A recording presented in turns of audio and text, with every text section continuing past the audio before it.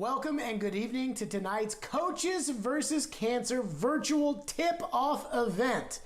I'm Jared Stillman with ESPN 1025 The Game and Cromwell Media, and this is one of my favorite events every year as we get together with the best coaches in the state of Tennessee and really some of the best coaches in the nation, and we fight cancer, all while getting a preview of the college basketball season. Now, this is a big deal this year. We just found out that we have got the season starting on November 25th. So hopefully this year, unlike everything that happened last year, we'll have a great end of the season with many of our local coaches and local teams making the NCAA tournament. I've got my notes here with me, but I'm leading you up until 6 o'clock where Sean Farnham from ESPN will be taking over. And he's got the coaches and he's got the questions. You're going to know about who are the guys to watch, who are the teams that might be a little underrated going into the season, and much, much more for that. As we start off, though, I do want to thank our co-presenting sponsors for this event, because we couldn't do it without them. The Core Civic Foundation and the First Horizon Foundation. Both of these groups and their leadership have been longtime supporters of the American Cancer Society, and events like Coaches vs. Cancer would absolutely not be possible without them. If you are either of these organizations, shout out to all of you in the community. We are so excited to hear from you this evening, and we will see you guys in the comment box here below where you guys can fill out all of that information. And of course, we got our links to donate as well, but you can go ahead and shout yourself out as we're so glad to have you guys a part of our show as well. We got a great show coming up. We got coaches trivia where we'll go over all of our coaches for this great event that Sean is going to be sitting down with and breaking everything down. And of course, coachesversuscancertn.com is the website if you want to donate, and you will see that link in the comment box where you can go right there today and you can donate because we are on a mission to fight cancer. We'd like to thank our board ambassadors as well. You can't do something like this. And the fine folks that have put this together year in and year out. You can't do something like this without our great board ambassadors. The American Cancer Society is a volunteer-run organization, and those thousands of volunteers across this country are the individuals leading the fight in a world without cancer, for a world without cancer. And tonight we want to say a special thank you to our Coaches vs. Cancer board ambassadors for all of their hard work and leadership for this event. Throughout all of the challenges of 2020, and trust me, we know there have been a lot of them. Throughout all of the challenges, they have focused on ACS's mission, and therefore they've made an incredible impact, not just on funding and fundraising, but everything that benefits the research and patient programs. And they are furthering their efforts. And to further support those efforts, please donate tonight. As I said, coachesversuscancertn.com or the chat box. Get in there. Whatever you can give these kids, these researchers, everything. We're all in this together in this fight against cancer. Next up, I want to give a shout out to the coaches we're going to have tonight, because we are going to have some great coaches. I mean, not just great coaches for Tennessee, but we're going to have some great coaches across the country that are going to be a part of the event tonight. So I'm going to read them out, and hey, don't anybody be upset with me. I'm reading them out in the order in which they gave them to me tonight. But a big shout out to these great coaches we're going to have. From Memphis University, Penny Hardaway, going to be with us here on the program tonight along with Sean Farnham. Jerry Stackhouse, Stack, at Vandy's going to be a part of the program. Rick Barnes, the 2019 Naismith Coach of the Year, is going to be a part of this. Coach Acuff at Lipscomb, his second year, he's going to be a part of this. Casey Alexander over at Belmont got the Bruins to the NCAA tournament a year ago. We don't know how they would have done. Maybe this would have been the year that Belmont broke through, but he will join us. Matt Figger, good guy at Austin Peay. Matt Figger will join our program tonight. Nick McDevitt of MTSU, Brian Penny Collins at TSU, and Kenny Anderson, great player, Kenny Anderson from Fisk. He will be joining our program as well. So just a star-studded list of coaches tonight for all of you to enjoy. Again, welcome to the pre-show for the 2020 Coaches vs. Cancer virtual tip-off. Sean Farnham and our coaches are going to have the discussion all night long. So again, if you can, donate in the comment box below or coachesversuscancertn.com. It's really simple, it's really easy, and it will make a huge difference. I'd like to thank our sponsors for tonight. I'd like to thank LifePoint Health Ryman Hospitality Properties, and J.E. Dunn Construction. Corporate partners like these are the ones that keep ACS's mission alive. Currently, the American Cancer Society has over 750 active cancer research grants, and it's organizations like these that make that work possible. Thank you to our sponsors. For the Nashville Area Board, certainly don't want to forget about them. We have mentioned, and I, with all seriousness, we have mentioned all of the hard work that the Coaches versus Cancer Board of Ambassadors do, and now we'd like to highlight some of those volunteers in the Tennessee Area Board, a great group of volunteers. And we've got a special little video that we'll get to later today that really highlights the work and the passion of fighting cancer amongst our board and their members. But I would, because this is about the coaches tonight and their fight against cancer and their teaming up. Trust me, these are some coaches that we've seen: Belmont, Lipscomb, Tennessee, Memphis, Vandy. They got some big battles, but tonight they're all coming together for a great cause.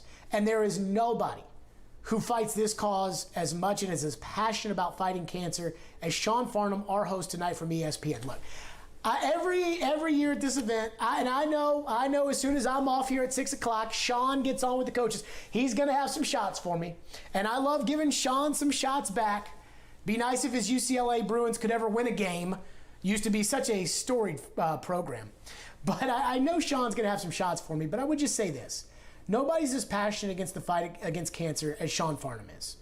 And having lost a father-in-law to that, I know personally how much fighting cancer and getting it and finding the end to cancer is important to Sean Farnham.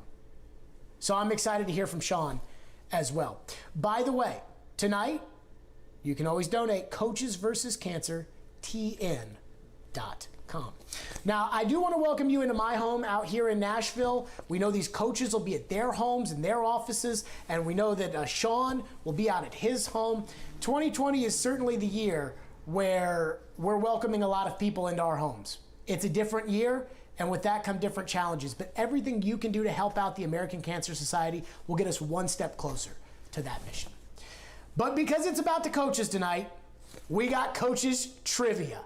So again, use the comment box below and see if you can name the coach whose question this is in the Coaches versus Cancer trivia contest. And I say contest, there's nothing you can win for it, but it's still a contest. So let's start with our first coach. And as we do this, we'll give you facts and figures all throughout about the American Cancer Society, their mission, and stats about cancer across America. But we start off with our coaches trivia. And our first coach earned Sports Illustrated's Player of the Year in 1995. He was an All-American, named to the first team, and took his team to the Final Four that year. And he was named to the NBA's All-First Team in the 1995-1996 season. And a lot of you are probably thinking you know the answer. If you do, put it in the comment box. But a lot of people are thinking, yeah, it's got to be this guy. And there's a lot of great players that are now coaches that are going to be a part of our program tonight. So I'd be a little careful at guessing who that is. But again, the question. This coach earned Sports Illustrated's Player of the Year award in 1995. He was a member of the first team All-American team that year, and he took his team to the Final Four and was named to the NBA's All-First Rookie team in the 95-96 season. And the answer to that is Jerry Stackhouse from Vanderbilt. Stack. And what a player he was. And by the way, what a job coaching Stack did in that first year. Vanderbilt didn't take a huge jump forward, but they ended their SEC losing streak. They got a big win against a ranked team at home in LSU, and it looks like Stack might have Vandy coming back a little bit. We'll see. So that's our first coach in the coaches trivia. We will continue all throughout the night to have coaches trivia, and so be thinking and be putting in the comment box who you think some of these people may be. You never know who they might actually be. You're going to try to take a guess, and you may not know. We got a lot of different stats about cancer to tell you about, and it's probably one of the toughest parts of this event every year is hearing about all of the people that we lose every year to cancer. And I'm sure you deep down inside, you can think in your head, you can probably think of a relative or a really close friend that you lost because of cancer. But know that you're not alone. And that's why we're all together tonight to fight this. Did you know that an estimated 1.8 million new cancer diagnoses in 2020 have already been made this year? That's just this year alone, 1.8 million people. That's 1.8 million families that are affected by that cancer diagnosis. More than 1,600 deaths per day from cancer.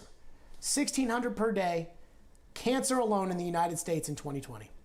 More than 40 of your own Tennesseans, our neighbors, our coaches, our teachers, our firefighters, our police officers, our friends, more than 40 a day in the state of Tennessee will die from cancer during 2020. Breast cancer is the most commonly diagnosed cancer in Tennessee women. Prostate cancer is the most commonly diagnosed cancer in Tennessee men. Colorectal cancers and lung cancers are number 2 and number 3. And there are 16.9, now this is the good stuff. There are 16.9 million cancer survivors alive today. Most, 67%, were diagnosed more than 5 years ago. So that's why why it is so important to fight, because the more we fight this, the more we can raise that number from 67 to one day where we will raise it to 100%. And we have made progress overall, a lot of progress. Cancer mortality rates have declined by 29% since 1991, helping to avert 2.9 million deaths per year from cancer. Let's go back to the coaches trivia. We got Jerry Stackhouse as the first one. Our second coach of the program. Prior to becoming head coach at his university, he was on the bench for South Carolina's surprise Final Four run in 2017. He was also the recruiting coordinator of that 2017 team, and they had 2 NBA draft picks, Sindarius Thornwell and P.J. Dozier. God, which coach could that be? Final Four with South Carolina in 2017, and what a run they had under Coach Frank Martin. If you got the answer, put it in the comment box as we give it now. Our second coach, that coach is none other than Austin Peay's Matt Figger. And I'll say this, I met Matt Figger for the first time at one of these Coaches versus Cancer events a couple years ago.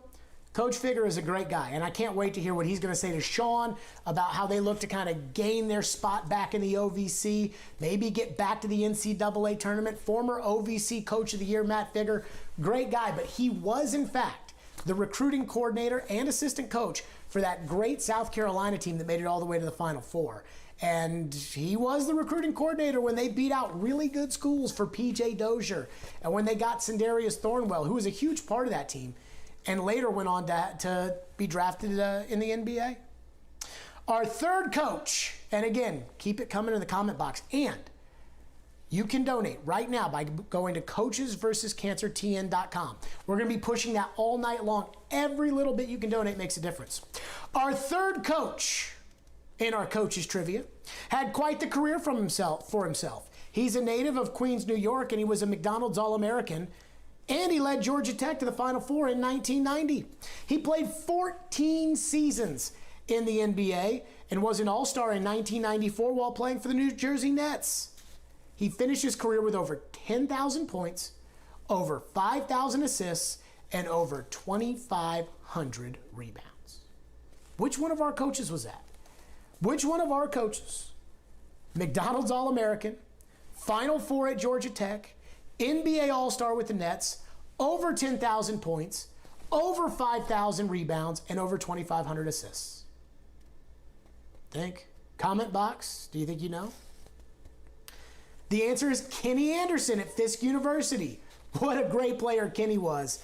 And every year he's always a part of this, and I'm really excited to hear what he has to say from Sean as well. Let's go to our fourth coach, as we are just rolling right along on coaches trivia here.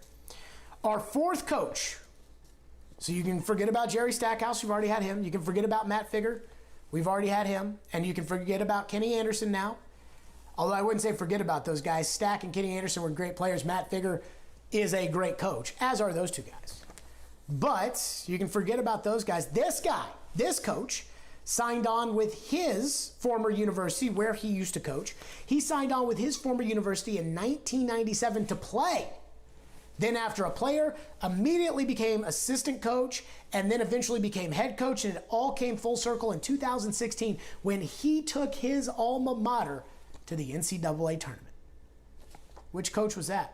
If you know the answer, put it in the comment box. First, though, I'm going to tell you that the American Cancer Society has invested more than $4.9 billion in research since 1946, and they currently have more than $425 million invested across the nation.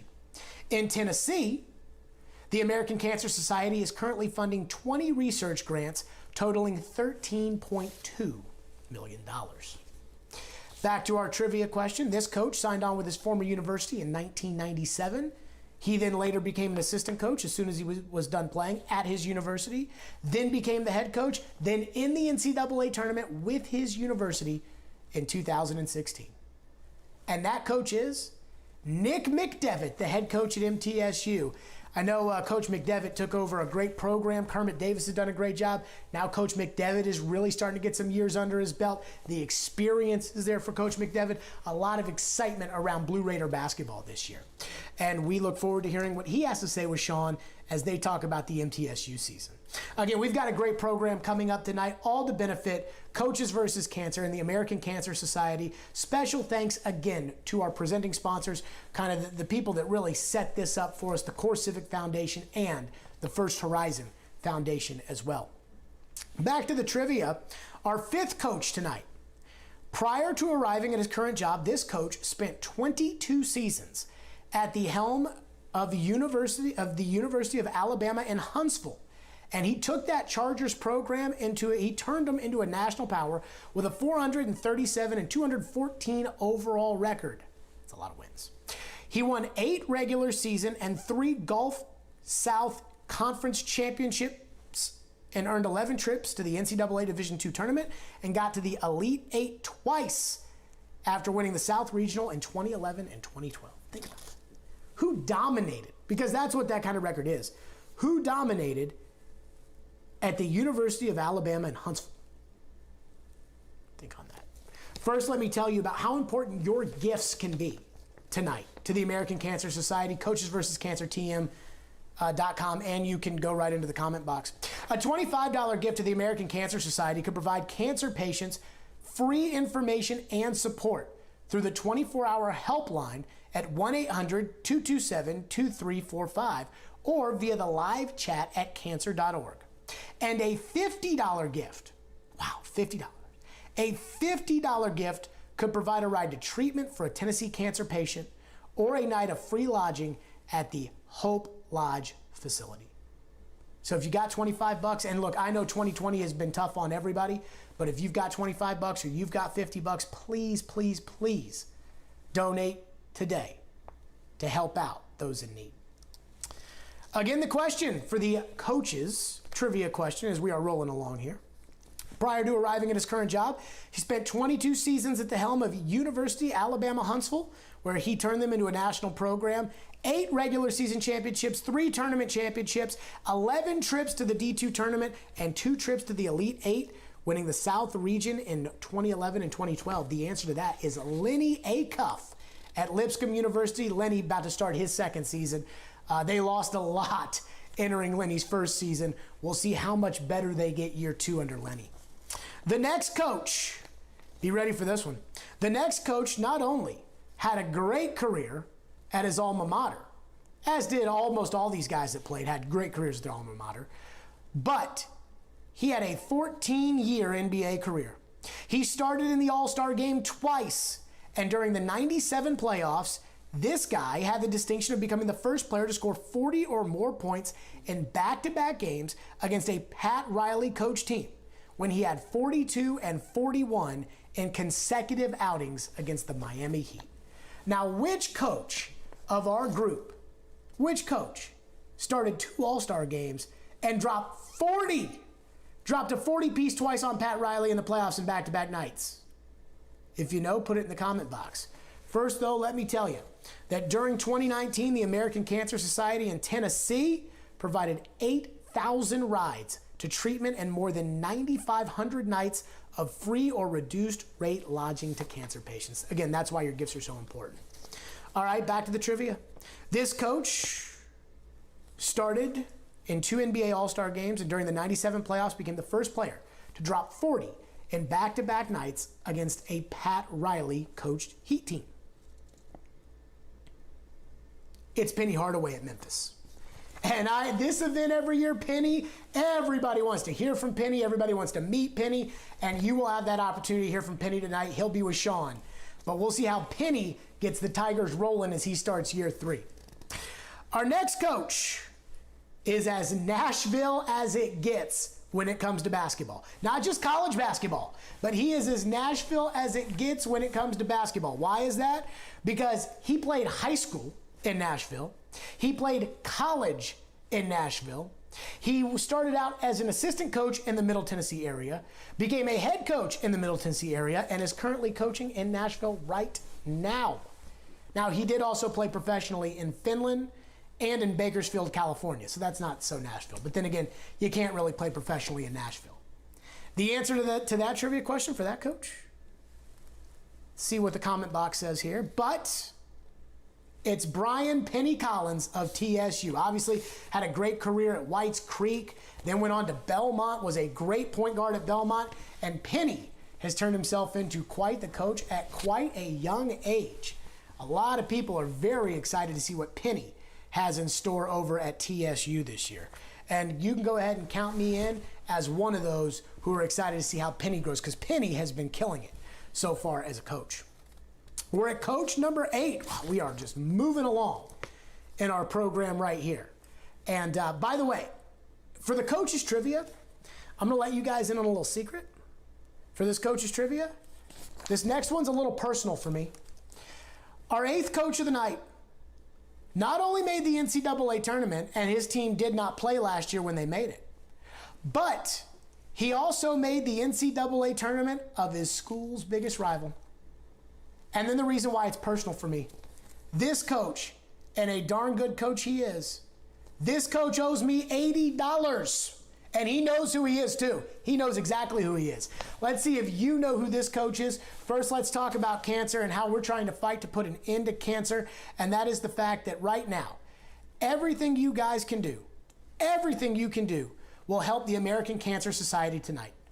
Donate in the chat box below or go to coachesversuscancertn.com and you'll hear a lot more about this from Sean and our coaches as they get you all set up tonight, and you hear about the exciting season we're about to have and how much these coaches want to band together to end cancer. But the American Cancer spends 78% of donated funds on mission program services and 22% on supporting expenses. Which coach, in our coaches trivia, which coach made the NCAA tournament last year, didn't play, made it at his school's biggest rival, and owes me $80? The answer is Casey Alexander, now at Belmont. And I literally almost said at Lipscomb, but he's now at Belmont, 2nd year, made the NCAA tournament last year. I had to text coach when they didn't get in because I was so heartbroken for those kids. But what a great job Casey did in his first year. And by the way, Casey, and I know you're watching, you owe me $80. If you want to, go ahead and donate that to the American Cancer Society so that we can help all these people out. But I did when I was in high school. So 2008, I was running the clocks for one of Casey's camps at Belmont. And nobody ever paid me that $80. And I bring it up every time I see him. And nobody's ever paid me the $80. And I'd like my $80. Thanks, Casey.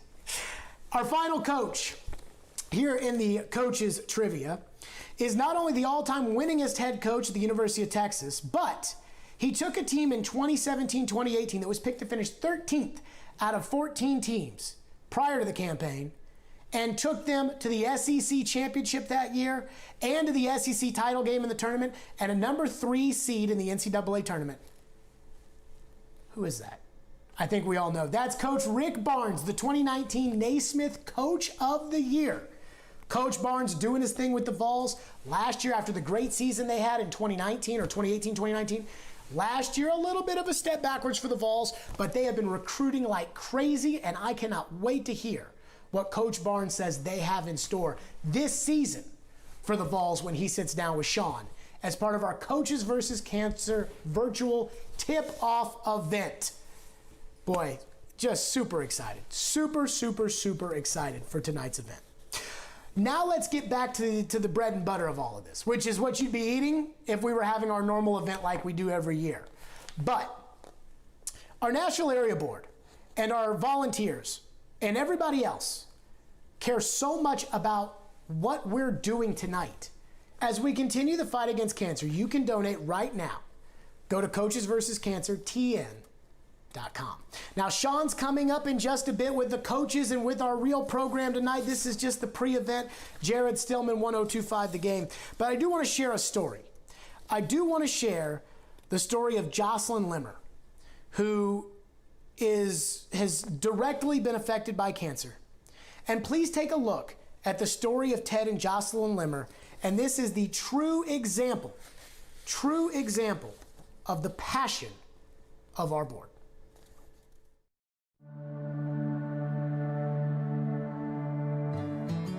I remember telling her dad that, and it was a really emotional moment between he and I, when I called him to tell him that he was going to be a grandfather, but that there was another piece of the story, and that Jocelyn also had breast cancer.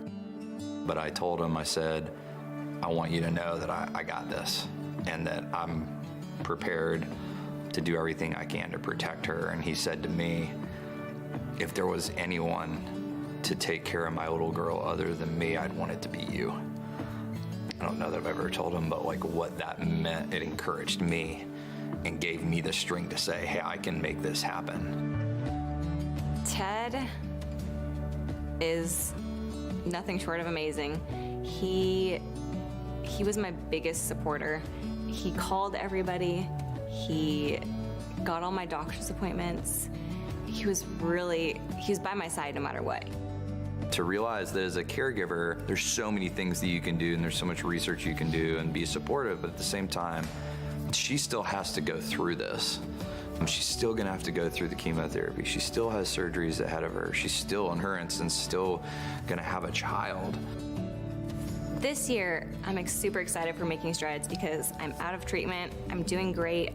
It's a celebration of life. A lot of folks that are on the backside, and to see those 20,000 plus people all walking together, it's pretty awesome. It was just great to see everybody's positivity and smiling faces. I want to be the hope for people. I want to show them that it's going to be okay. Making Strides historically is one of the largest fundraising activities of the year. And that fundraising goes towards cancer research, it goes towards funding clinical trials, and it's really important. I have actually a couple friends that the American Cancer Society founded their drugs that they're on that are helping keep them alive. And they do this thing called the Hope Lodge. People that live outside of 40 miles can come stay when they're in treatment, which is so helpful. I've become passionate about the mission of the American Cancer Society just because I've been touched by it. And I've found that in getting involved and then seeing the good work that they're doing, that's really the foundation for the search for a cure. So whether it be funding and donors, being research, and there's so much work to do. There's so many opportunities to serve and so many opportunities to give. Now kind of shifting into being supportive of other caregivers and other spouses or significant others that may be in a similar situation. I'm just so thankful for my husband. I honestly would not have made it through without him by my side. He really did everything. He kept our family together. When I see her wearing that survivor sash, I'm so thankful. She's so incredibly strong, and to realize there were so many things that were outside of our control, she's just amazing. I'm proud of her.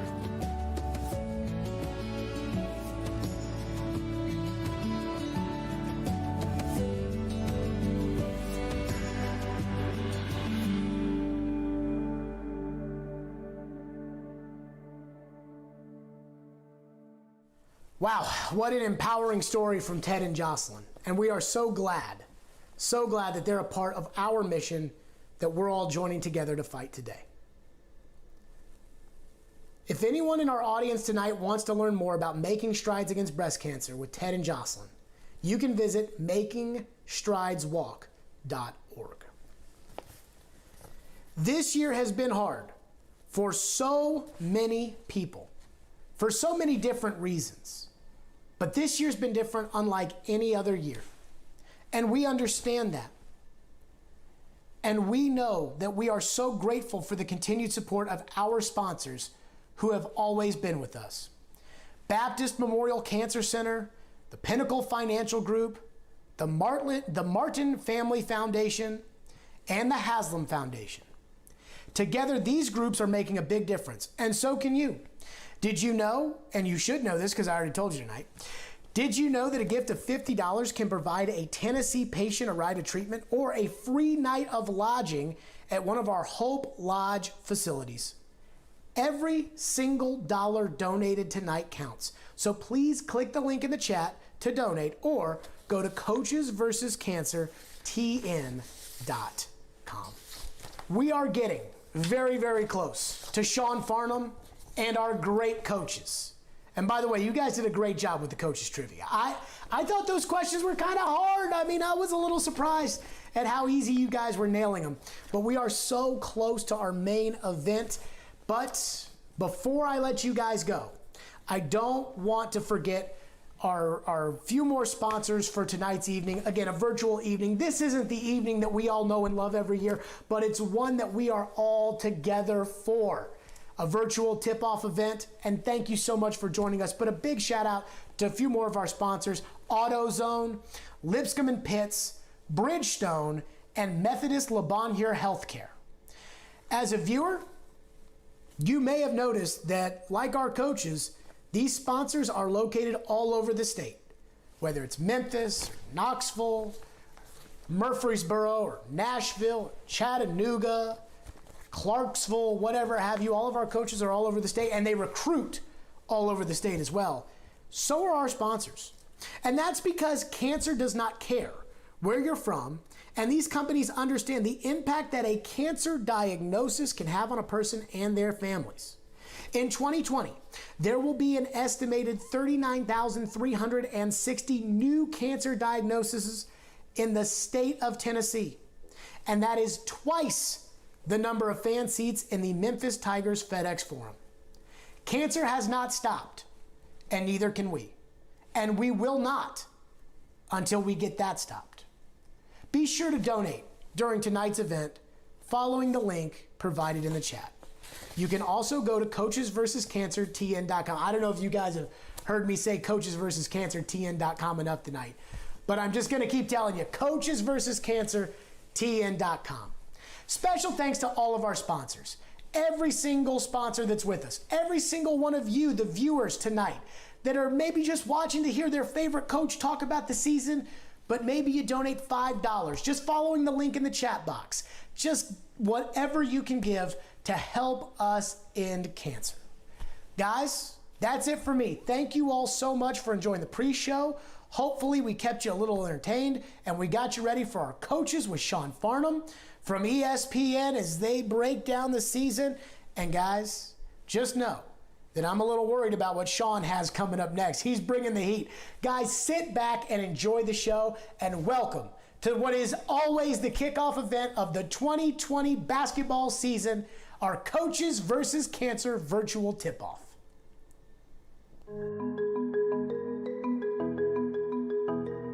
These days, it's easy to feel helpless.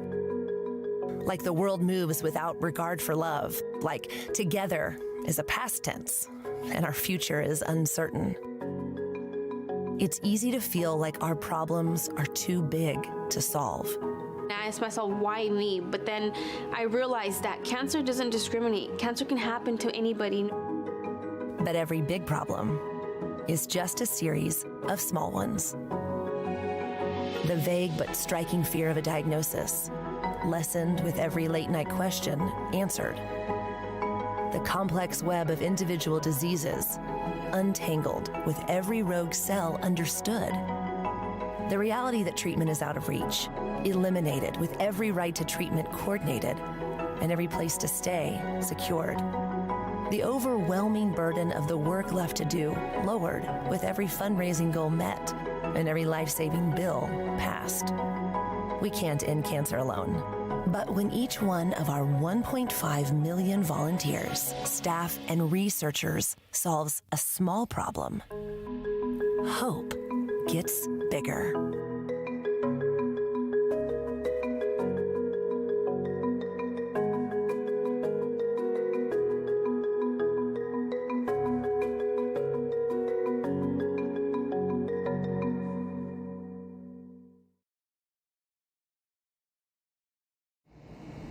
Good evening. I'm Lindsay Langley, Executive Director of the American Cancer Society in Tennessee. If I had to choose one word to describe 2020, it would be challenging. But facing challenges is what we at the American Cancer Society do. We've been solving cancer's challenges and helping patients overcome challenges for more than 100 years. That's why I'm so excited to be here with all of you tonight from the American Cancer Society Memorial Foundation Hope Lodge in Nashville. I'm so grateful to everyone who has made this event possible. And I want to extend a special thanks to our coaches whose support of our mission and this event year after year helps the American Cancer Society save lives, celebrate lives, and lead the fight for a world without cancer. I also want to thank our presenting sponsors, Core Civic Foundation and First Horizon Foundation, and our many platinum and gold level sponsors. Your generosity makes our work possible. The American Cancer Society currently has $13.2 million invested in 20 research grants to institutions in Tennessee. We partner with health systems across the state to increase colorectal cancer screening rates and raise awareness for other cancer prevention and early detection efforts. And during 2019, in direct support to cancer patients, we provided more than 8,000 rides to treatment and more than 9,500 nights of lodging for cancer patients, helping to ease the financial burden of cancer treatment. And our 24/7 National Cancer Information Center answered nearly 13,000 calls, providing information, resources, and guidance day or night. This year has been unlike any other in history of the American Cancer Society. Under the best circumstances, a cancer diagnosis can be frightening and devastating. But with the COVID-19 pandemic, cancer patients face a new set of challenges. We refocused our efforts to help cancer patients navigate their treatment with 24/7 virtual support communities. At our National Cancer Information Center, calls from cancer patients seeking information about COVID-19 and cancer treatment skyrocketed, and we were there day and night to answer questions and provide information. Our mission to lead the fight for a world without cancer is more important than ever.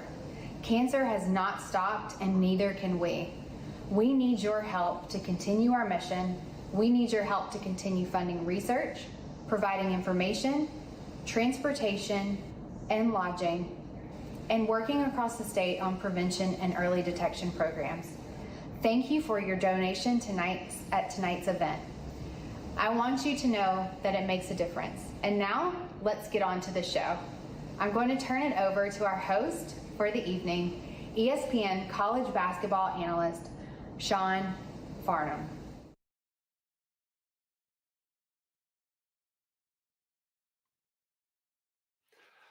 Thank you so much, Lindsay. Good evening, everyone. I'm Sean Farnham. I'm your host for this evening, and this has always been one of my favorite events. It's a little different this year. There's no doubt about it.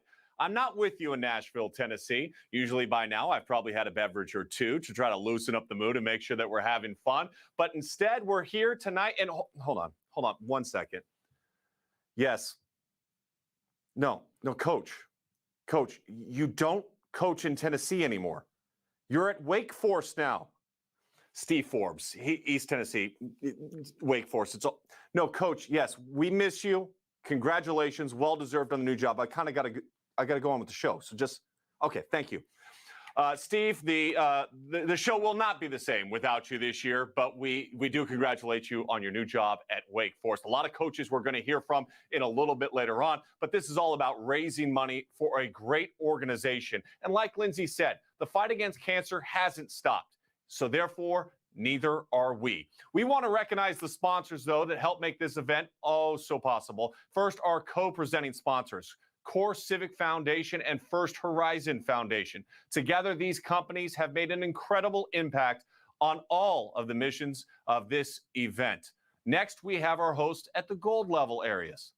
AutoZone, Baptist Cancer Center, Bridgestone Haslam Foundation, J.E. Dunn Construction, Life Point Health, Lipscomb and Pitts Insurance, the Martin Family Foundation, Methodist, Bonnier Healthcare, Ryman Hospitality Properties, Pinnacle Financial Partners, and a special thanks to our media sponsor, Cromwell Media. Even though Jared is once again part of the event, we'll let that slide. And our silver level sponsors, Bassberry Sims, Burr Foreman, Shad Brown. Thank you to each of you for being such a big part of this evening's event and already going to help make this event a huge success. We've got a great coaching lineup for you as always. The guys that you have come to expect, the coaches of the squads here in Tennessee. From Vandy, it's Coach Stackhouse, Tennessee State. It, of course, is Coach Collins. From Fisk, it's Coach Anderson. From Austin Peay, it's Coach Figger. From the University of Memphis, it's Coach Hardaway. Coach Steward from UT Martin. From Belmont University, evidently $80 is still owed to Jared Stillman. It's Casey Alexander. From Lipscomb, it's Coach Acuff. And from Middle Tennessee, it's Coach McDevitt. And then from, of course, Knoxville, just down the road, UT, what a year they're going to have. Coach Rick Barnes will be joining us. We will love getting together and talking to those basketball coaches, but we also believe that the mission of the American Cancer Society, and we hope that you'll be joining us tonight in supporting that mission with a donation. We need you. People that are fighting against cancer need you tonight. The American Cancer Society cannot do all the things that Lindsay talked about, like funding research, providing information, support, and lodging and transportation to cancer patients without all of our support. Every donation counts, and every dollar matters. Thanks to our corporate sponsors, we are currently already at $175,000 raised to the American Cancer Society. That's just tonight. But our goal, it's much larger. It's $250,000 before the end of the night. Let's get there. Together we do. This is my pump up. 2020 has been bad, okay? We all acknowledge that. We all admit that. But here's our opportunity to do some good. So I need you to donate. Our registered guests can use the link in the text messages. You can go to the Coaches versus Cancer TN.com and click the donate button now or scan the QR code on the screen. There will also be a link in the chat. So make sure you're using all the various ways that technology virtually can connect us to make this event a huge success. Our next guest is someone who I've known for a longtime supporter of the American Cancer Society's mission, Brian Jordan. Brian is the president and the chief executive officer of First Horizon National Corporation and our co-chair for the Coaches versus Cancer event. Brian, take it away. Good evening. Thank you for all joining us this evening in Coaches versus Cancer and in support of the American Cancer Society. All of us, unfortunately, have some connection to cancer.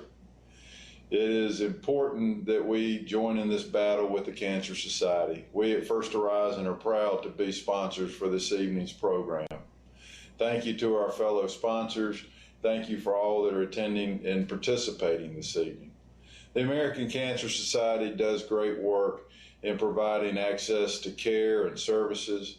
There's over $50 million dedicated to equality in cancer research under 59 programs. We have access to Hope Lodges in Memphis and Nashville, for example, that provide access to care. Thank you for your support of the American Cancer Society again.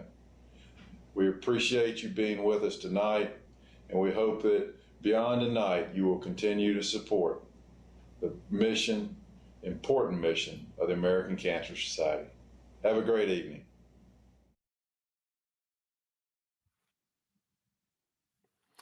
Brian, thank you once again for all of your support. Listen, cancer impacts all of our lives. Let's not forget that as we go through it. But it is time now to welcome in our first coach of the evening. He is the head coach of Vanderbilt's men's basketball team, Jerry Stackhouse, also a retired NBA All-Star.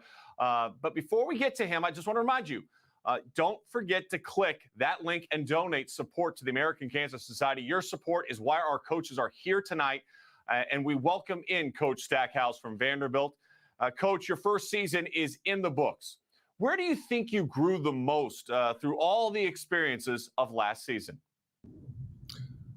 Well, I think we grew just from the adversity of having a team that we started out with that thought that was going to be a team that really makes some noise. And we had a potential lottery pick in Aaron Neesmith and probably an all-league defender and Cleavon Brown, and both of those guys go down before conference play starts. So it just kind of having to revamp on the fly. Not something that I'm too unused to, because in the G League you always got guys going up and down, and each year it's just a new cast of characters. So we just kind of reinvented ourselves. We wish in a perfect world we wish that would have happened a little bit earlier, and not starting SEC play when you want to have your team in a good rhythm.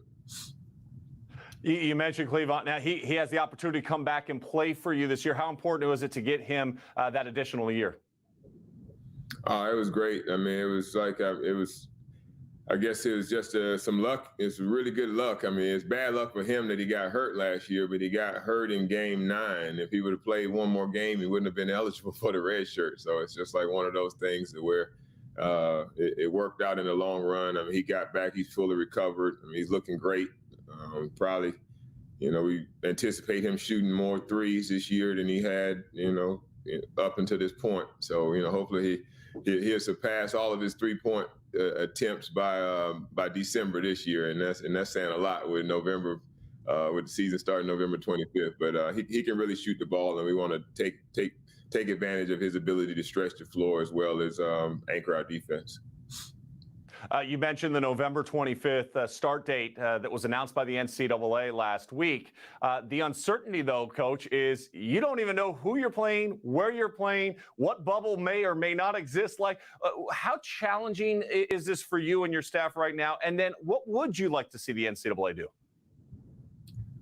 Well, it's not really a challenge. I mean, we're just happy that, we heard there's going to be a season and there's actually a start date, and they're going to try to figure it out. I mean, there's a lot of smart people involved.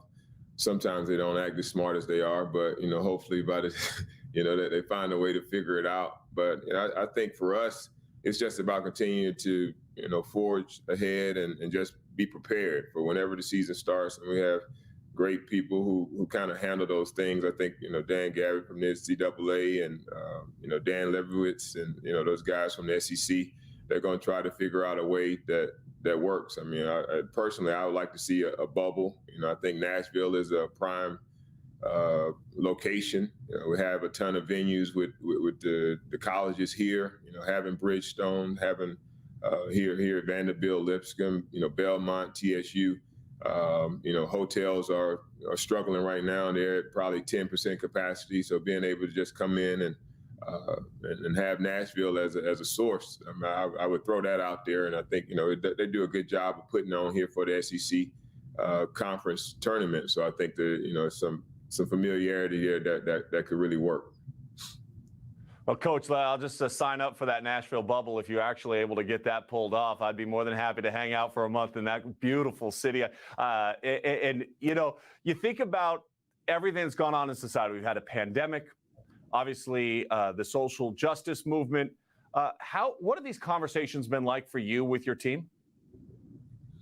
Well, it's a lot of been listening. A lot of it's been just listening to our guys. And I think when it first went down, a lot of the George Floyd incident or tragedy, just listening to our guys and see how they were impacted, how they were affected, and how we could, how they want to make a change. I mean, I think it was one of the smartest generations, this Generation Z. I mean, they're really smart. They understand things. I think we got to lend to them to try to figure some things out. Obviously, the generations before have found a way to just try to sugarcoat things without really, getting to the source and the root of things. So hopefully we can change that. It's been over 400 years of trying to, of oppression and band-aiding things. So I think it's going to take I don't know if you and I ever see the full change, but we have to start somewhere. And I think that this is the group that to start it with. And I think they just don't have a lot of the blockers that we've had and we've grown up with, and the generation before us. I mean, some people just aren't going to change no matter what you do. I mean, I think they're established who they are. And I think, but now we have a group that can really, incite some change. And I'm looking forward to doing whatever we can to support these guys. If they want to kneel, I know. I mean, I've always been really respectful of the flag and want to make sure my guys, stand with their hands over their heart, from the standpoint of looking uniform as a team. But if I have guys that want to express their opinion about things, I'm going to support them 100%. Coach, year one at a program is always kind of seen as you're building your foundation year of laying down the groundwork for what is yet to come. You're starting year two under these incredible circumstances. What is your focus now to build off of the framework, not even just the results of last season, but all the work you and your staff did at the practices to kind of build up the kind of team and the kind of program you want to see at Vandy? Well, we knew that it was going to take time, some challenges to, as far as just from a roster standpoint of making sure that we added the type of talent that's needed to compete in the SEC. But for us, it's just about, staying the course, knowing that we have a way and approach that we go at it, and we're going to keep doing it. We don't feel like anything's broken from that standpoint. It's just a matter of getting better at what we do, being us. And I think our guys, it took a while. It takes a while to learn. For these guys, we played more freshmen than anybody in the conference, and probably one of the youngest teams in the country last year. So I'm excited about our freshmen coming back and kind of leading the younger guys coming in. Everybody was young. Even our juniors and seniors were like freshmen last year. So now we have guys that have a good understanding of who they are, who we want to be, and we're just excited to be back on the floor, man. Things are looking good. Obviously, our recruiting class has gone well. We had a couple guys sitting out last year that we're counting on big time, and DJ Harvey and Quentin Millar-Brown, guys that have proven that DJ in the ACC when he was at Notre Dame, he was a double-figure scorer. So we're counting on those guys to be leaders. But the fact that we had a ton of freshmen to get a lot of minutes, that we're ready for them to take that next step as well. Coach, I appreciate your time. Thank you so much. Thank you. Appreciate it. Sometimes I believe in subliminal messaging, so I'm just going to leave this right here. ESPN, pay attention. I'm for that bubble in Nashville. You can send me there. I'll sit there for an entire month. I don't even care. I'm just excited we're going to get back to college basketball, and I know you are too. And we're excited to see what year two brings for Vandy and Coach Jerry Stackhouse. Next, I'm going to turn it over to Damon Hinninger, and he's the Chief Executive Officer of Core Civic. Damon has a long background in supporting the American Cancer Society's mission and serves as the co-chair of this event. Damon?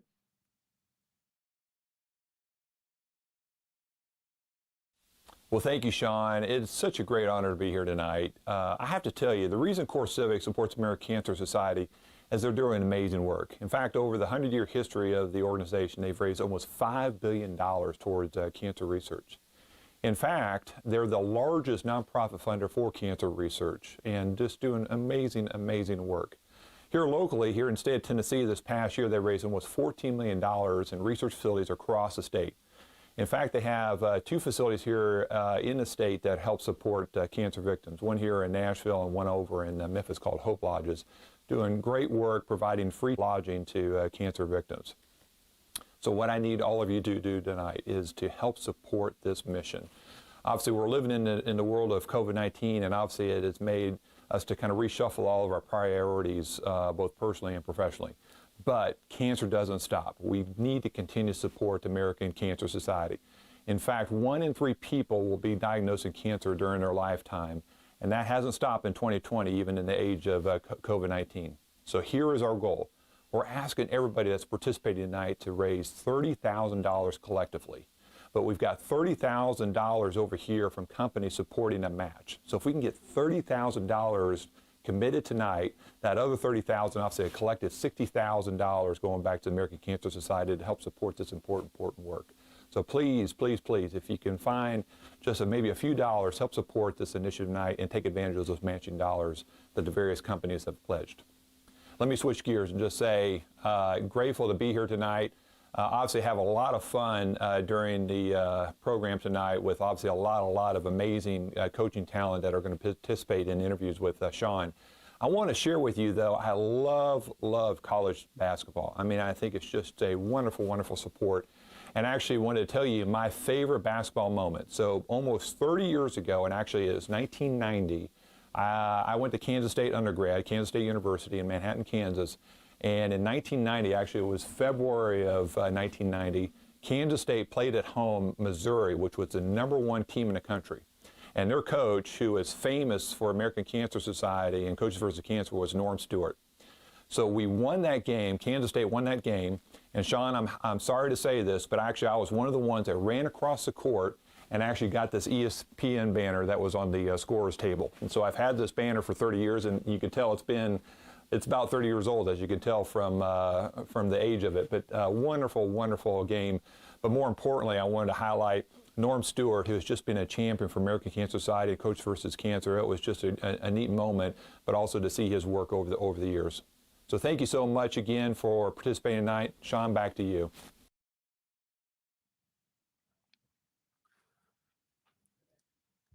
Global security, please. Yeah, global security for ESPN. Yeah, no, seriously, I just found the banner that was stolen 30 years ago. Yeah, it's in Nashville. Don't worry, I got his name, I know his company, and I know his title. We'll get it back, don't worry. Oh, sorry, I didn't realize the interview was done. Damon, thank you so much for your passion for Coaches versus Cancer. Incredible. And on all jokes aside, because of the matching donation, we can add $30,000 to our goal for the evening. Thank you, Core Civic, Lee Beeman, and our other anonymous donor for creating this incredible opportunity, including your donation. That puts us at $210,000. Remember, the challenge for everyone, our goal is to reach $30,000 additional dollars tonight. I think we can make that happen, and I think we can push past that mark that I set at the beginning of tonight's program of $250,000. Let's do it. Go to coachesversuscancertn.com, find the link, go ahead and push on it. Use a little square, I don't even know what, you scan it for meals, menus at restaurants now. Scan it on your screen right now and donate and make this thing happen. Get us over the top of $250,000. All right, we are going to welcome in some more coaches now. So a couple coaches that we haven't heard from yet. We got a lot more coaches still to come. Coach Collins from Tennessee State, Coach Figger from Austin Peay, and Coach Kenneth Anderson, the head coach at Fisk, and of course a retired great NBA player. Coach Figger, let's start with you. The sports world was sent off its edge back in March. During Champ Week, the whole thing kind of shut down, and at that point in time, you and your team were headed to the NCAA tournament. As we look now at where we're looking at this season, the question I have for you, though, is what are the biggest challenges you faced at Austin Peay? Well, Sean, good to see you, by the way. I think the biggest challenge that I faced, and I'm sure all my colleagues will agree, it was the players being time away from campus. As soon as we lost our last game, we went on spring break, and my kids never came back. So there was a period of time from March till July that we had to re-recruit our players basically because they were away from home, and not that they were getting any distractions from other people, but every day was a re-recruitment of your kid because they weren't at home, and some of them may have put up numbers that other schools may have liked, and they were being recruited by other places. So that's kind of what I was dealing with. I don't know about the other guys, but every day was a re-recruitment of your kids, so to speak. And the Zoom calls and all that stuff, you got on Zoom, and the guys were just happy to see one another. And once they had an opportunity to get back on campus, they were so excited because all they want to do is play basketball. Coach Anderson, I saw you nodding your head a couple of times there. What did you experience similar challenges at Fisk? Yes, somewhat. I think I'm at a small university. So, this year I was counting on, we're very good compared to my first 2 years here at Fisk. And then with this,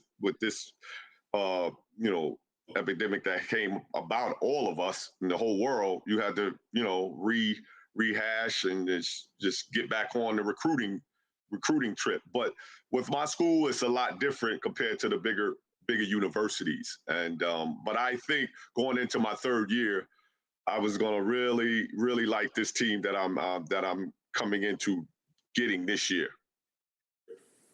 Coach Collins, I want to address you on this issue in particular, and I'll go back to Coach Anderson afterwards on this.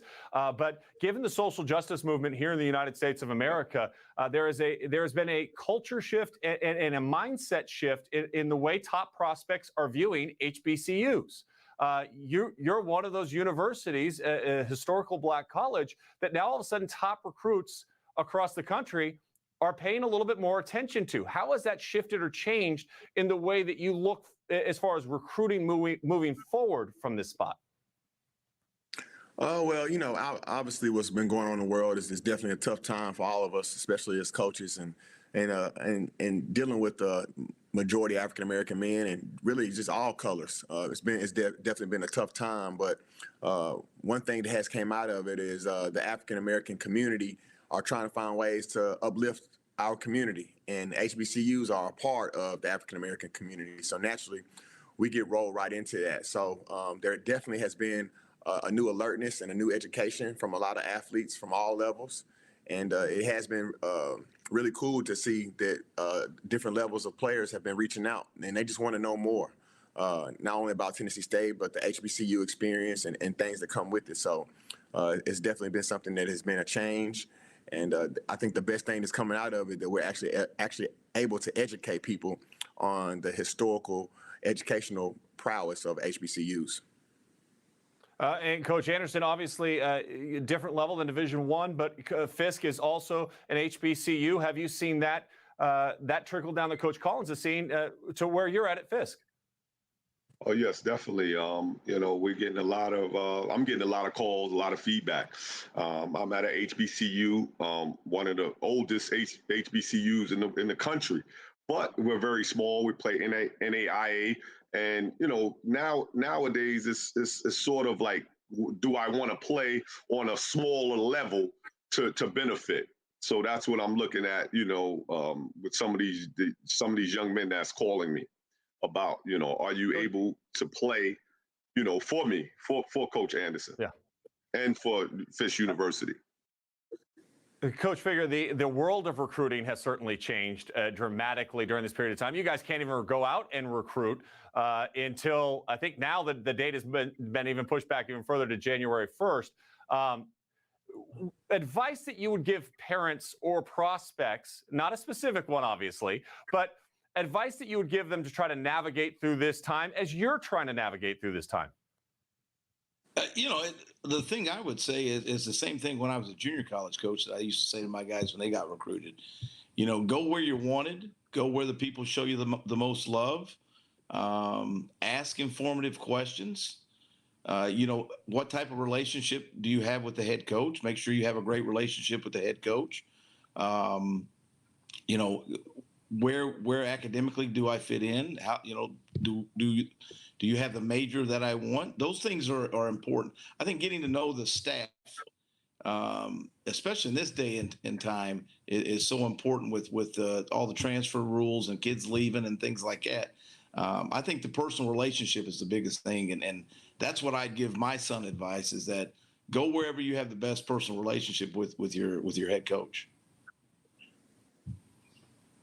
Gentlemen, I appreciate your time and thank you for your participation in this amazing event. And as we do it virtually this year versus in person, I cannot wait to see all of you in Nashville next year. Thank you. Thank you. Thanks, Sean.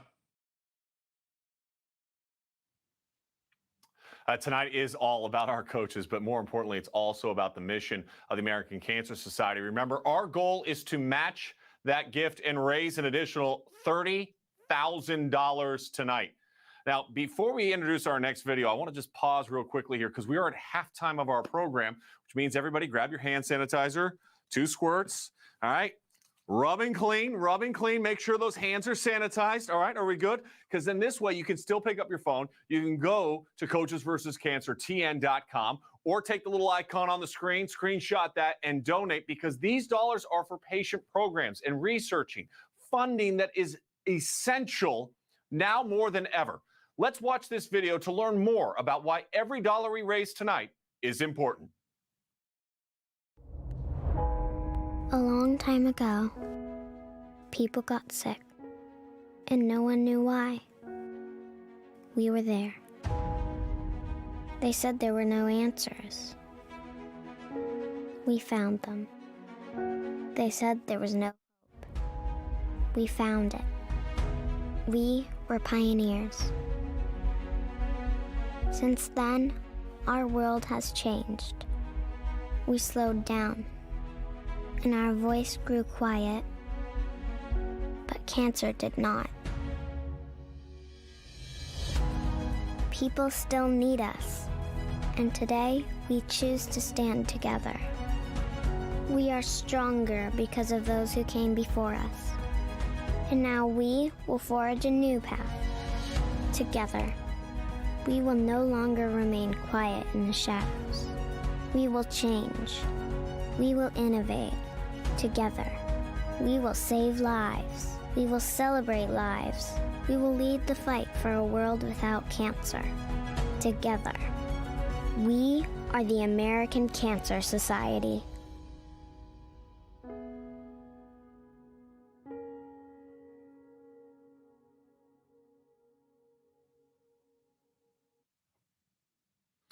Our world has changed so much in 2020. It's a big part of why we are coming to you virtually tonight. However, just because our live events have stopped doesn't mean that cancer has. Hundreds of people are being diagnosed with cancer every day. And the only difference between now and then is the increased fear of what that diagnosis might actually mean. That is why we have come together here tonight, and every dollar counts. We cannot allow cancer to gain a foothold in this fight, even during this tumultuous year that we're living. So donate to the American Cancer Society. Help them continue their 100-year history of leading the fight for a world without cancer. Click the link in the chat box right now. Follow the link on your phones by scanning the QR code. I don't even know what QR means, but I just know it's that thing that's on the bottom of the screen. I think it's over here somewhere. All right. Go to coachesversuscancertn.com and let's donate now.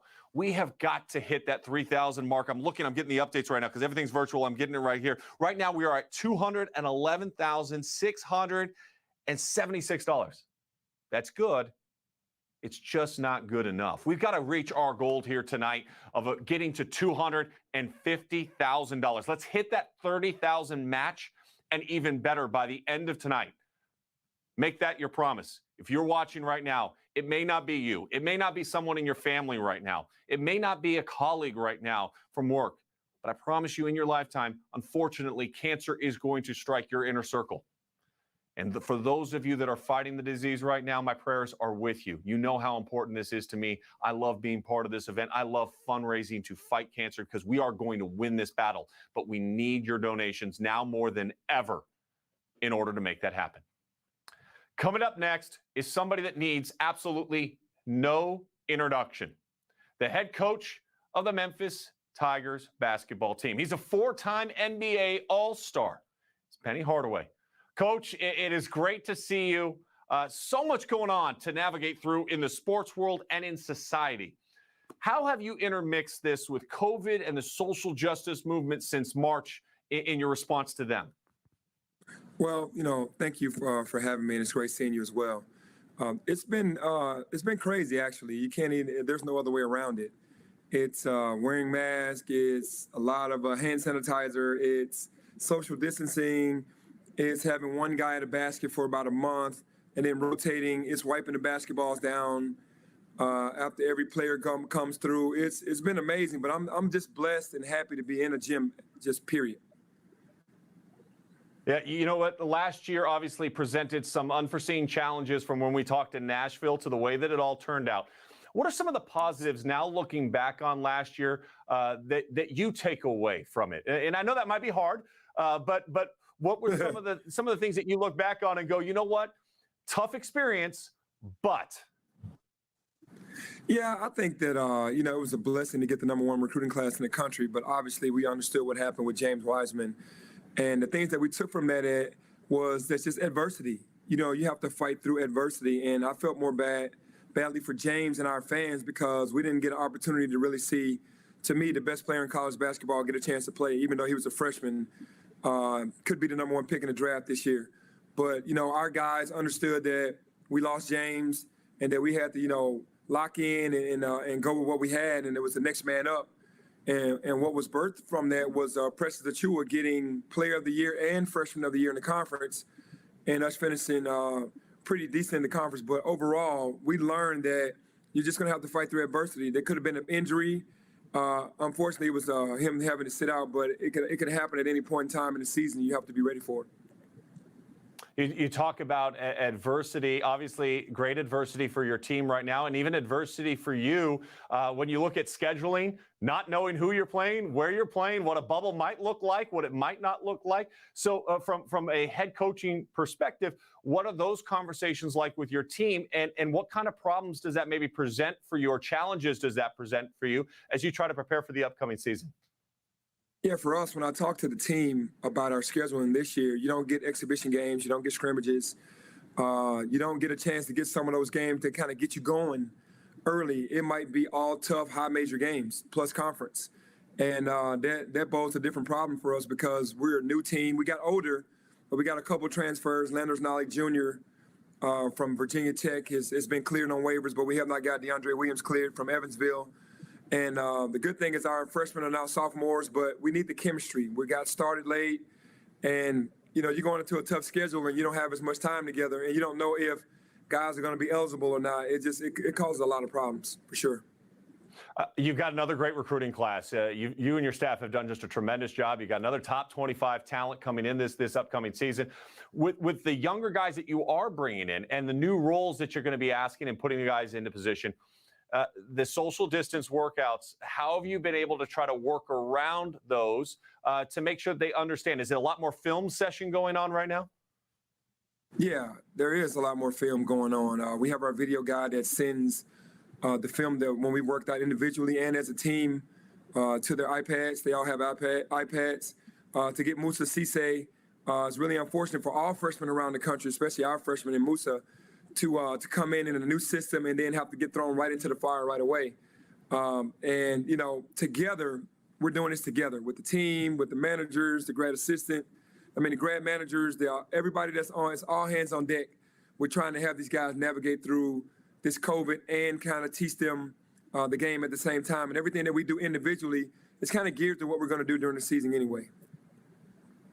Coach, I know the Coaches versus Cancer has been a huge thing for you and your program. 2 years ago, you and I shared a very emotional moment at this event. Why is this continue to be such an important aspect of your leadership at Memphis? Well, first off, just cancer, period. It's a terrible disease. And, there's so many people in my life that have been touched by it. Obviously, one of my best friends passed away from it. And I've had other friends who have passed away from it as well.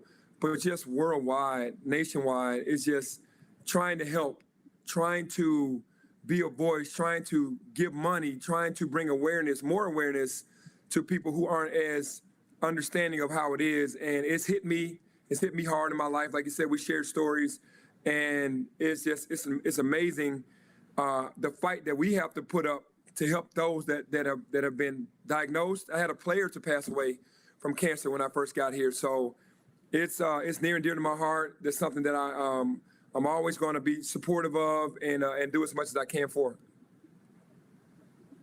Coach, we appreciate your time here as part of this outstanding event. We wish you the very best this season and continue to do the great work you're doing down in Memphis. Thank you very much. Thank you. No doubt that Penny Hardaway's suit coat looks much better than Jared Stillman's, which was also the same color. Advantage Penny Hardaway. And if they played one-on-one, I'd probably go with Penny over Jared as well. Nevertheless, I want to remind you, make sure you are donating. We've got to get you to coachesversuscancertn.com and get your donations in. We've got the QR code back up on the screen as well. You can use that right quick. Just scan it, donate. You understand, $5. That's like a day of not going to Starbucks. Not that I'm trying to get you to not have your coffee, but I'm just saying it's one Starbucks drink. It could actually make a difference in someone's fight against cancer. Please donate now. We've got a couple more coaches coming up. These are some of my favorite coaches, too, of this event. Every single year, their personalities are so outstanding and dynamic. Coach Steward from UT Martin, Middle Tennessee State, Coach McDevitt, and, of course, the coach of Belmont just after his first season, Casey Alexander. And that's who we're going to start with here tonight. Last year, Belmont accomplished so much and was poised to be in the NCAA tournament when the sports world stopped. How difficult was that conversation for you to have with your team, Coach?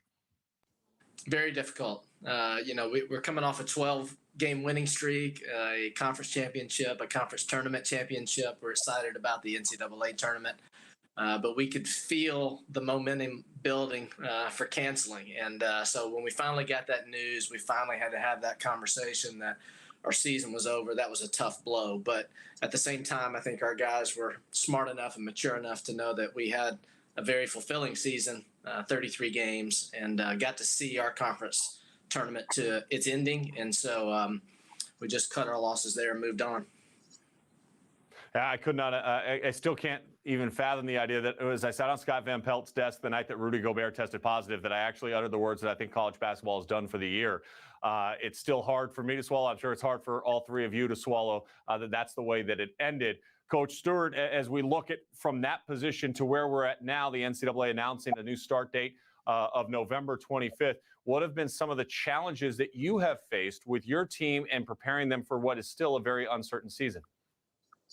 Well, it's been a very trying and different environment. I don't think there was one right way to do things. So what I tried to do was call around to various head coaches around the country, get some ideas on how they were trying to be safe and socially distant, and just talking to our guys and getting as much information as we could to maintain their safety and the safety of others. We did the best job that we could. We followed the constraints and the rules that the NCAA gave us, and we just kind of did the best we could, John. Coach McDevitt, obviously you talk about a lot of the schools are really dependent upon funding from a lot of these non-conference games that we usually see take place. None of you have a schedule right now, as far as I know of. None of you would have any idea who your first opponent would be, where it's going to be played at, or how it would be played. How concerning is this as we head into the season as far as funding for your individual program from a lot of those games that you'd look forward to in the non-conference? Well, obviously, we're all dealing with trying to shift our schedules around. There's a lot of things that go into that. It takes a lot of time to put together a non-conference schedule, and then trying to put it into fast-forward mode and put them together in just a few weeks. It's extremely difficult. And for those programs that are really relying on those resources that come from the bye games, it's really an uneasy time right now. There are programs across the country that are normally playing 4, 5, 6 guaranteed games, which generate a lot of revenue. And when you eliminate that from your schedule and your non-conference schedule, it makes things awfully uneasy on campus and in the athletic department. So I think we're all trying to figure out how to safely get back to playing, whether that's bubble formats, whether it's playing more conference games, playing regional non-conference opponents. But the testing protocols will certainly come into play. And whether one league to another, those comparable testing protocols may dictate whether or not teams can play each other.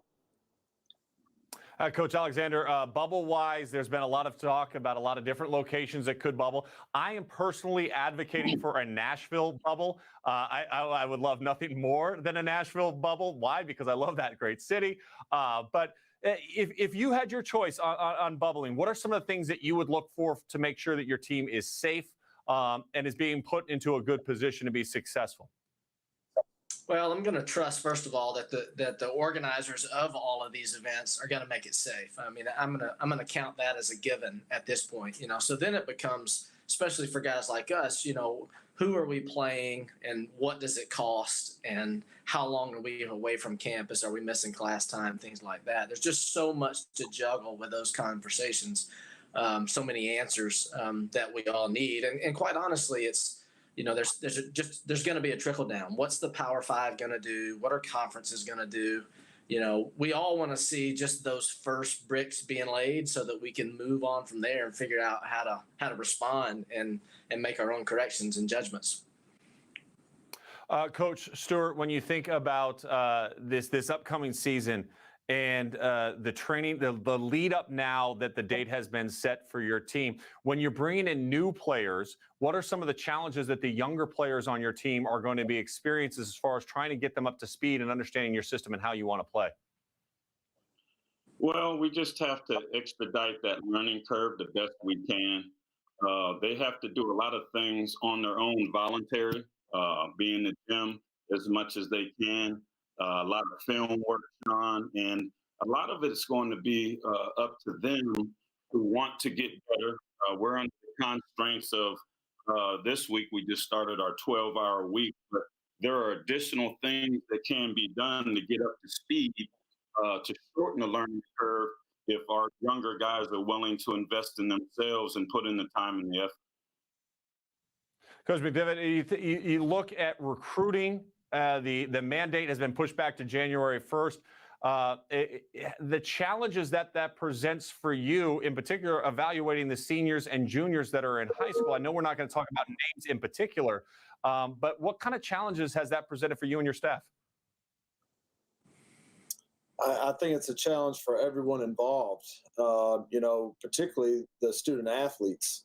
You think about it's really that 17 and under year that is the year that you relate back to.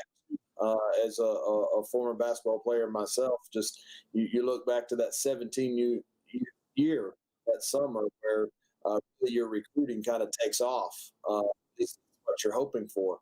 And for a lot of these young men to have that taken from them is very difficult. And for us as coaches, the evaluation process is very difficult as well. You're certainly going to have a better feel and a better opinion of what a player is able to do when you're able to sit 10 feet from the floor and evaluate the competition that he's going up against. How big is he? Just how quick is he? And now you're trying to do all that video. Watched several games this past weekend of a tournament, and you're just trying to get a feel for just really how good is the kid and who's he performing against right now.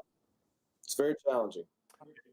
Yeah, a lot of challenges. You know what's not challenging is I got to hear all of your guys' voices this year because Steve Forbes isn't with us. So that's been a huge improvement here for the Coaches versus Cancer Tennessee event. Guys, I appreciate all of you, and thank you for taking your time, and thank you, each of you, for your commitment to Coaches versus Cancer. Thank you, Sean. Thank you, Sean. Appreciate it. Second time Coach Forbes has gotten a mention. We do miss his presence, especially when we came to heads or tails. I can't wait to get back to that next year as well. Just so that you know that we are actually really all the way live for you. The Pac-12 just announced it's going to come back and play some football this year starting on November 6th, and that their basketball teams will be able to participate at the start of the basketball season in November. So that's some good news for the sports world as we're virtually with you here for this Coaches versus Cancer Tennessee event. Of course, we want you to donate. We've got it right here over my shoulder. I think it's this shoulder. Yes, it is.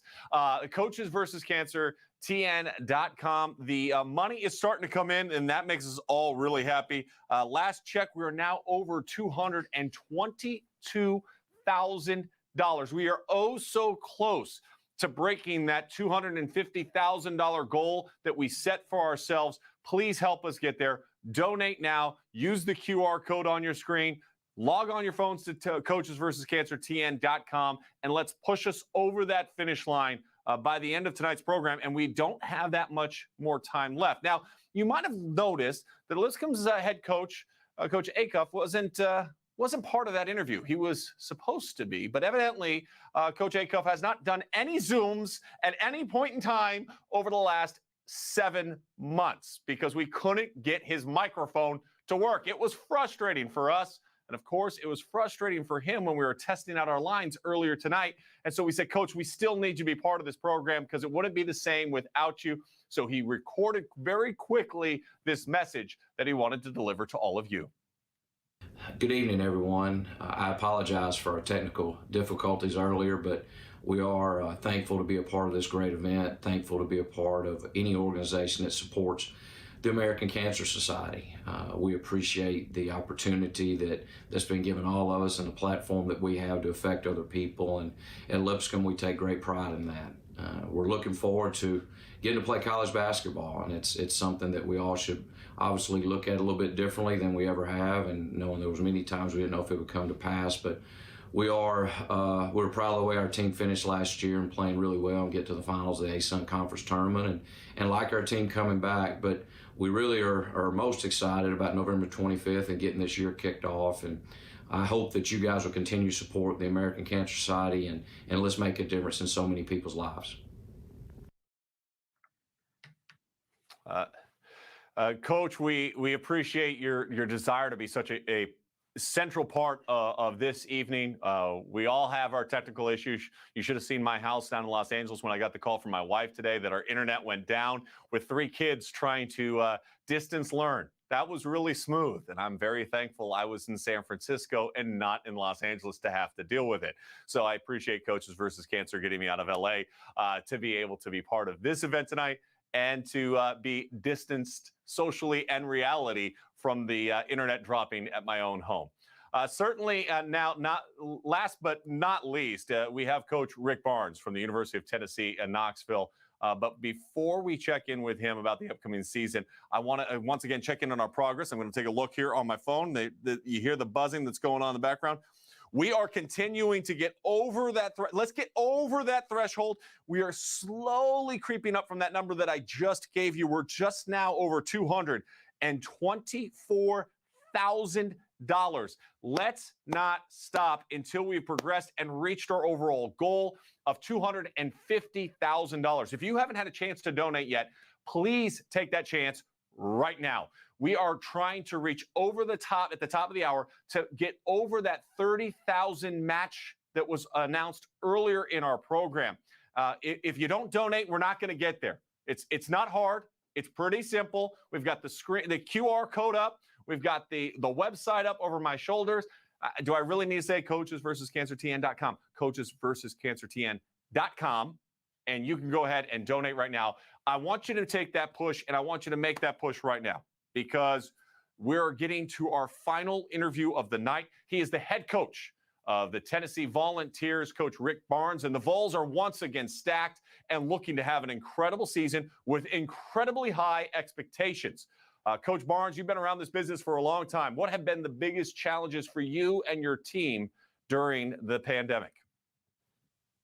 Well, you know, Sean, it has been different. If you really think back and go back to the SEC tournament, and it ended abruptly and no postseason play. For 40 plus years, my life had been pretty much in a routine where after basketball, you know, you might have a couple of days off and then you're back in recruiting, and all that changed. And waiting for the summer to figure out what was going on there, we just stayed in touch with our players as much as we possibly could. You know, our assistants, everyone divided it up where we were in constant contact with them. And the one thing that came out of it that was a positive thing was how badly they wanted to be back on campus and getting after it. And so once we were able to get back here, we dealt with issues, obviously, that I think a lot of people have to deal with. But, yeah, it's been fun to have everybody back. I think, like everyone right now, we just really hope that we get to play basketball. Yeah, of course, the announcement of the season will officially start November 25th. That's the focus date right now. But the expectations for your team this year, Coach, are extremely high. You've got guys that flirted with the NBA and made a decision to come back, and you've got one of the best recruiting classes in the country. Let's focus on the recruiting class first. Because you've got a lot of young guys, and to understand how you want them to play in a system, you've lost some valuable time here to get them up to speed. How have you been able to try to circumvent some of the limitations? Well, one, we are excited, Sean, about our team. We're excited about our upperclassmen. We're excited about the guys returning because those guys have gotten better. They've improved probably more than anybody in our program. But with that said, it goes back to our coaching staff. I think I've got the best coaching staff in the country, these guys. And the one thing that we realize our number one job is to be there constantly for our players and to spend as much time as we can with them, not just on the court, but off the court, and we've got a bunch of guys that are really wanting to learn. And you said it, we did miss the summer with these young guys. And that's been probably the biggest adjustment. To be quite honest with you, our older guys, they knew what to expect. They came back, and they really didn't miss a beat. But for the younger guys, they hadn't been through it, and they don't know what a real summer really would be. They don't know what a real practice would be, where they would already have that kind of somewhat of a feel for that. It's kind of, sort of.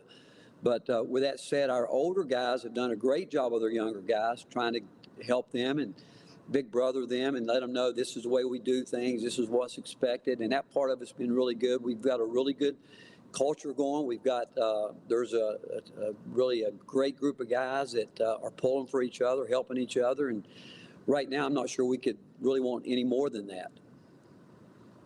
Yeah, Coach, every time you and I have talked over the years, you always talk about your assistant coaching staff, and obviously with the way that you've been able to recruit, that's one aspect of it. But the culture of your program and the empowerment that you give your staff, I think, has always been something that has impressed me when I've come to your practices.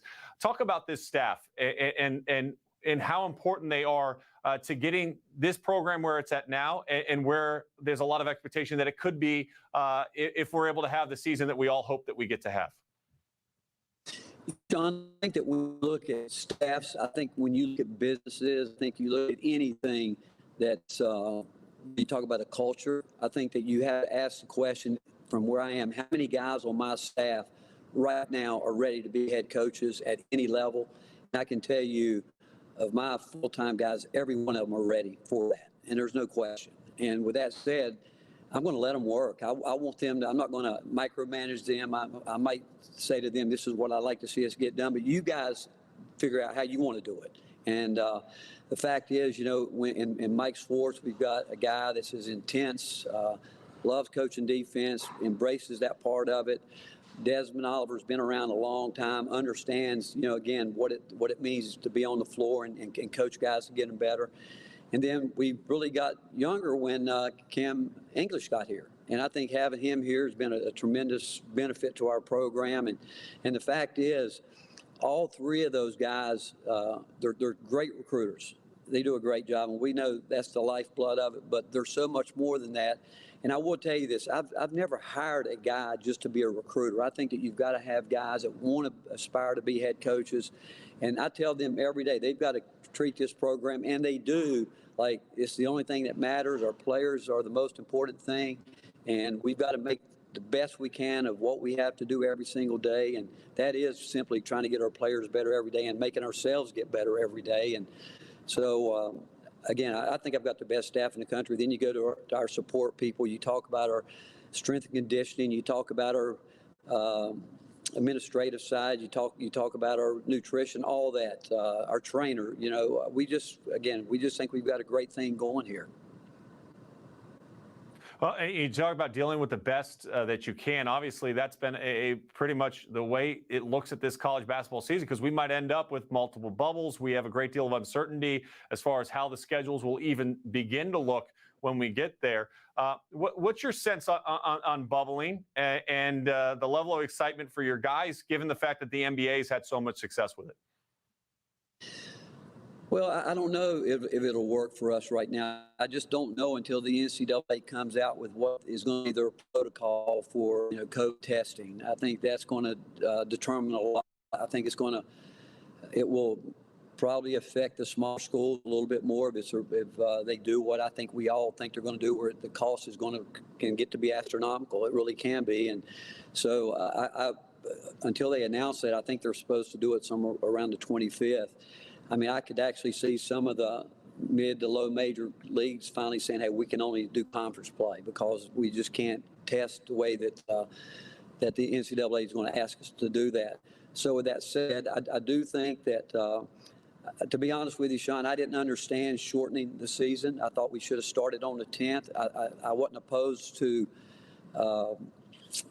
shortening the season in terms of games, but that we needed the longest runway we could possibly have. And now we've taken off basically 2 weeks, and now we talked about it today. How do we build in weeks for our conference play, because we want to get through conference play, and I don't see, if it gets down to non-league games being canceled, I don't see those games being made up. But some way, somehow, you need to make up those conference games, and if you don't have some a runway that you can do that, who knows? And now, unless it changes where some people will be in isolation for 10 days, and then other guys quarantined for 2 weeks. I mean, how do we do it? And so I think we're going to have to go through it, and I like to think that we're all going to be flexible enough and do the right thing for not only for the game of basketball. We'll always do the right thing for our student athletes to protect their health, but there's still a lot of unknown there. But I felt like we should have gone on the 10th and just given us more runway. Coach, but we're not. I would much rather be in. Yeah, exactly. Coach, I would much rather be in person with you in Nashville, being able to have this conversation face to face. But I know Coaches versus Cancer has been something that you've been very passionate about for a long time. Why is this so important to you? And why is this something that you so actively participate in and give your time to? Well, Sean, when you think about cancer, if you've either had someone close to you deal with it, or someone that's close to it that has dealt with it or dealing with it, someone who's lost their life from it. Actually, one of my very dear friends lost his life at 43 years old. It's something that you don't think can touch you, but it touches everybody, and it does. And there's all forms of cancer. We know that. And so I think anything and everything that we can do to fight the battle, and we know that there's someone dealing with it every minute of every second of every minute of every day, and anything that we can do to continue to fight it, we've got to fight it. Coach, I speak for so many that we appreciate not only your leadership for Tennessee basketball, but we appreciate your leadership in the fight against cancer. Thank you so much for your time. Thanks, Sean. Good to see you. It's got a little bit of a different feel tonight. There's no doubt about it, folks. We miss seeing each and every one of you in person, coming together, and all of our coaches and all the people behind the scenes that made this happen, made it a great experience for 2020. But we want to make sure that you understand that we can't wait to get back in Nashville. I'll speak for myself. I can't wait to get back into Nashville. I want to thank Caroline Floyd. She is one of the unsung heroes of Coaches versus Cancer that works tirelessly to try to make this event a huge, huge success. Caroline, I appreciate you so much for all that you've done to make this event as successful as it has been. Jared Stillman, your jokes are getting better. Your wardrobe's getting better. And that's an improvement. And we're hoping by next year when we're back in person, it'll even take that one more step forward, and you'll be right there. We do want you to donate, though. We've got the donate back up. The QR code is on your screen. It's over top of my shoulder, Coaches versus Cancer, TN.com. We've done a pretty good job tonight. We're a little bit short of our goal right now at $226,000. But the donations don't have to stop just because our show is coming to a conclusion. The links will continue to be available. We want to thank you for watching. Thank you for donating. We'd like to thank all of our sponsors, our coaches, and all of our donors tonight, especially our co-chairs, Damon and Brian, and the event BOA for making this all possible. It's going to take a village for us to continue to make the life-saving research and programs available. And of course, the American Cancer Society is a champion among all champions in the fight against cancer. I know together we can make this happen. So please donate. Get us to our final goal of $250,000. I thank you. I miss you. And I look forward to seeing you in person next year in Nashville, Tennessee, as we continue our fight against cancer. Good night, everybody.